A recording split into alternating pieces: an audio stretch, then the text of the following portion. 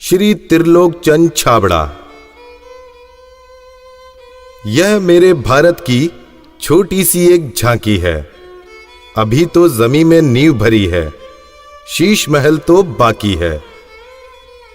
Mission आर्थिक आजादी के जनक श्री त्रिलोक चंद छाबड़ा जी का जन्म सन 1957 में राजस्थान के अजमेर जिले के एक छोटे से गांव नानसी में हुआ। पिता मोहनलाल जी गांव में एक छोटा सा जनरल स्टोर चलाते थे। माता धापू देवी गृहिणी थी। 6 भाई बहनों में से श्री टी.सी. छाबड़ा जी तीसरे नंबर के पुत्र हैं। अपनी प्रारंभिक शिक्षा इन्होंने अपने गांव में और उच्च शिक्षा जयपुर में पूरी की। विलक्षण प्रतिभा के धनी श्री त्रिलोक चंद छाबड़ा जी सफल व्यवसायी के साथ साथ एक संगीतकार, गीतकार, लेखक और एक अच्छे वक्ता भी हैं। मेरी शादी बचपन में जल्दी हो गई थी और 77 में हुई और बहुत ही सरल और स्वभाव के और अच्छे स्वभाव के मुझे मेरे हस्बैंड मिले। हम एक भिलवाड़ा आए और फिर 2000 में ये जो सिस्टम है आरसीएम चालू किया। आई वॉज 18 ईयर्स जब आरसीएम की शुरुआत हुई और हमारे सामने ये सब चीज़ें हो रही थी जब हम एजुकेशन में थे और हमारे पापा ने बिज़नेस स्टार्ट किया था और वो शुरू से बहुत ही सिंपल पर्सन रहे, तो उनका जो स्टाइल ऑफ बिज़नेस था वो भी बहुत सिंपल था। But at the same time वो ये जो उनका एक प्रिंसिपल है कि things should be in a very organised manner. Trilok Chand Chhabra ji को मैं लगभग पिछले 27 सालों से जानता हूँ और उनके सानिध्य में मैंने काम भी किया है। छाबड़ा जी की जो सबसे पहली क्वालिटी है कि या तो लोगों पे जिन लोगों पे भी जो विश्वास करते हैं उन लोगों पर पूरा बिलीव करते हैं, और दूसरे उनकी जो क्वालिटी है कि वो किसी काम को करने की जब ठान लेते हैं तो उस काम को किसी भी हालात में उसको पूरा करते हैं। जब ये चालू किया था आरसीएम, उससे कुछ समय पहले कुछ सिस्टम यहाँ हिंदुस्तान में चलते थे जो जानकारी में आए, तो एक दिमाग में पता नहीं एकदम विचार से आया कि ये तो बड़ा सुंदर सिस्टम है। अगर हम इसमें नॉर्मल प्रोडक्ट जो हमारे रोज़ उपयोग होते हैं वैसे प्रोडक्ट लाकर अगर करें तो ये तो देश के लिए बहुत अच्छा सिस्टम है, बहुत सारे लोगों को इसका लाभ मिल सकता है। और उसके बाद एक ऐसा विचार जो अंदर पैदा हुआ तो उस विचार ने मुझे कभी रुकने ही नहीं दिया। टी.सी. छाबड़ा जी को मैं पिछले 25 सालों से जानता हूं और उनके सानिध्य में मैंने काम भी किया हुआ है। टी.सी. छाबड़ा जी की सबसे बड़ी क्वालिटी है उनके लिए काम होता है। काम छोटा और बड़ा नहीं होता, वो हर काम को उतनी ही सीरियसनेस से करते हैं, चाहे वो काम छोटा हो चाहे बड़ा हो।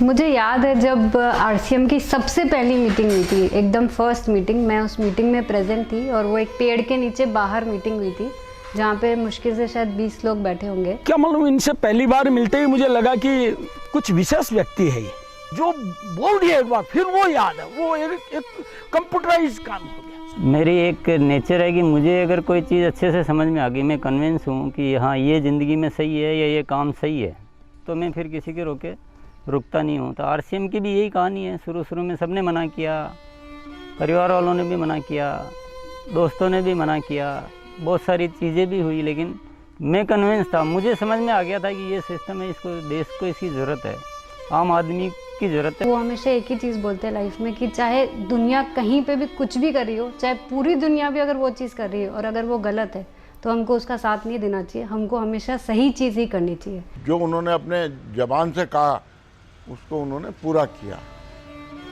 जबान के सच्चे ये उनमें मानता है। MLM के नाम पर ज़्यादातर कंपनियां कुछ महंगे प्रोडक्ट लाती है उसमें और ज़्यादा कुछ उसमें से बांटने की कोशिश करती है, और हम आरसीएम में ऐसे क्यों प्रोडक्ट लाते हैं जो बहुत कम रेट में होते हैं। बहुत ज़्यादा इधर कुछ चीज़ों को हाई फाई करना या कुछ बहुत ज़्यादा हर कहीं खर्च कर देना, तो मेरे को कुछ महंगी चीज़ खरीदना पसंद नहीं है लाइफ में।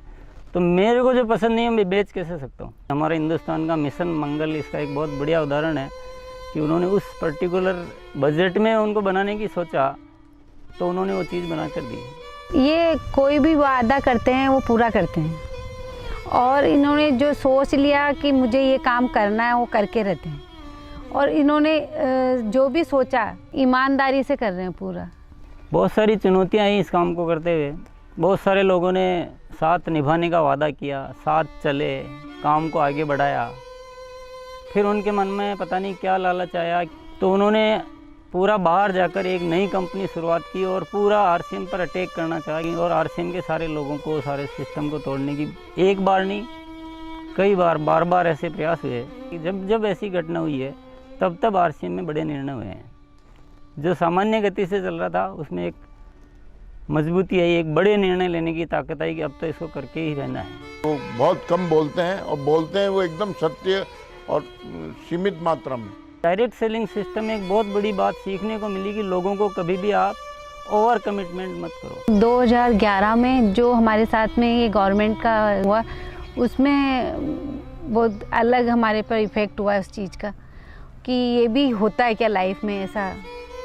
और वो ये जो एक फेज़ था वो बिल्कुल बहुत कठिनाई का दौर था, बहुत ख़राब स्थिति से हमें गुजरना पड़ा। मेरे परिवार पर संकट आए और परिवार से ज़्यादा जो हमारे जो टीम है, हमारे जो इतना बड़ा हिंदुस्तान में परिवार बन चुका था, उसको सबको दिक्कतें आई। लेकिन एक मन में विश्वास था कि आखिर जो सत्य वो तो सामने आएगा। ऐसा ट्रैजिक पीरियड आया था कि पूरी दुनिया ने ही बोल सकते साथ छोड़ दिया। इनफैक्ट जो एकदम अपने बोलने के लिए होते हैं उन लोगों ने भी साथ छोड़ दिया। लेकिन पापा की वो जो हिम्मत थी और जब भी हमने उसके बाद या उस दौरान जब भी हमको मौका मिला उनसे बात करने का, उन्होंने एक ही चीज़ बस हमको बोली थी कि सब कुछ ठीक होगा क्योंकि हमने कुछ गलत नहीं किया किसी के साथ। हमारे जो आरसीएम परिवार है उनका इतना विश्वास था कि उन्होंने 1 साल इंतज़ार किया और पूरा डटे रहे। और जब उनका इतना विश्वास था तो उस विश्वास में इतनी ताकत आ गई और ये सब चीज़ें, जो भी संकट का समय था वो निकला और अब सब चीज़ें धीरे धीरे अच्छी हो रही है। ऐसे साथी मुझे इस सिस्टम की वजह से मिले। आज इतनी बड़ी सेना कह सकते हैं, इतना बड़ा परिवार कह सकते हैं देश के कोने कोने में, और उसमें इतने जो संस्कार बने हैं, ये हमारे लिए एक बहुत खुशी की बात है।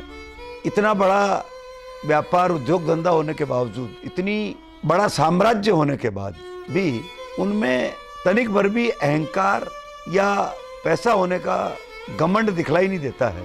ये उनकी सादगी और उनकी मानता को दर्शाता है। मुझे मेरे फादर इन लॉ की एक क्वालिटी सबसे अच्छी लगती है कि वो आज इतना बड़ा बिजनेस करने के बावजूद भी वो इतने डाउन टू अर्थ है कि किसी को भी विश्वास नहीं होता जब मैं उन्हें उनकी बातें, उनके किस्से सुनाती हूँ। एक छोटी सी बात ले लीजिए, अगर हम जब भी खाना खाते हैं हम डाइनिंग टेबल में बैठ के खाते हैं, पर वो आज भी प्रेफर करते हैं कि हम ज़मीन पे उनके साथ बैठ के उनके साथ भोजन करें। त्रिलोकचंद जी छाबड़ा एक व्यक्ति नहीं, आंदोलन है। उनके जीवन में उन्होंने बहुत संघर्ष तो किया ही है, लेकिन सबसे बड़ी बात उनमें है सादगी और सच्चाई।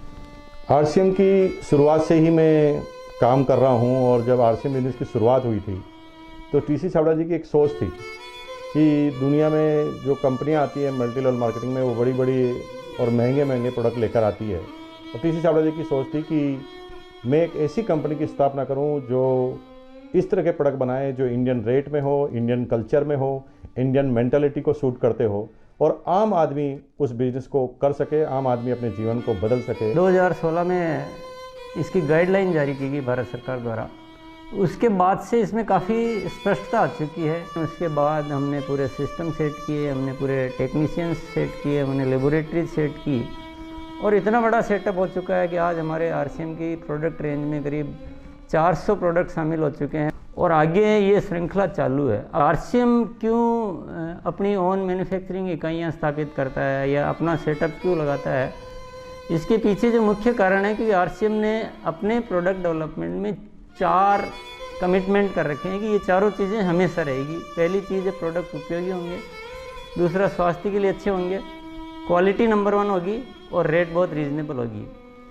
आरसीएम हमेशा उसके लिए कमिटेड है और इसीलिए इतनी सारी इकाइयाँ स्थापित की गई है और नए प्रोजेक्ट प्लानिंग में है। फर्स्ट ईयर था उस समय 21 करोड़ का टोटल टर्नओवर हुआ था और हाईएस्ट टर्नओवर जो है आरसीएम का वो 1750 करोड़ तक एक साल का हो चुका है। अच्छी बात ये कि हर साल 30% ग्रोथ हो रही है, पिछले 5-6 सालों से मेंटेन ग्रोथ है। अपनी तरफ से पूरी कोशिश ये रहेगी कि कोई भी कमी किसी भी तरह की हमारी तरफ से नहीं रहेगी कि इस काम को एक बहुत ऊंचे मुकाम पर पहुंचाना है और जब लाखों लोगों के जीवन में अगर हमारे इस छोटे से प्रयास की वजह से अगर थोड़ा भी हम कुछ योगदान कर सकते हैं, ये हमारे लिए बहुत गर्व की बात है। मेरा गोल जो है वो ये है कि आज अपन इस RCM को हिंदुस्तान में ही नहीं बल्कि कुछ ऐसा करेंगे कि पूरे विश्व में इसका बहुत बड़ा नाम हो। तो आइए सदी के इस महापुरुष, आर्थिक आजादी के जनक, लाखों लोगों के प्रेरणा स्रोत श्री त्रिलोक चंद जी छाबड़ा को हम सब खड़े होकर जोरदार तालियों की गड़गड़ाहट के साथ ओजस्वी उद्बोधन के लिए आमंत्रित करते हैं।